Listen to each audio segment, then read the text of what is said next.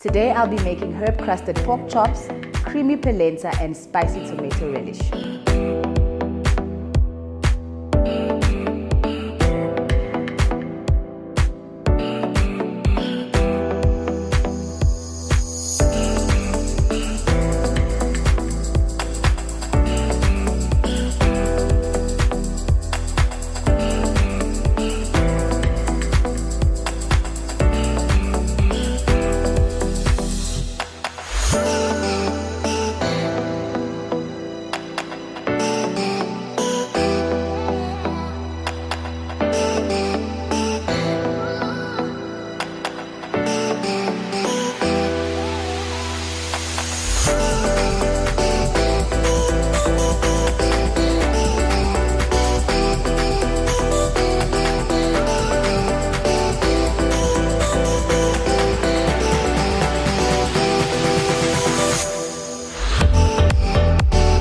So this will cook for 5 to 6 minutes, then we're going to remove it and cover it while we get our plating done.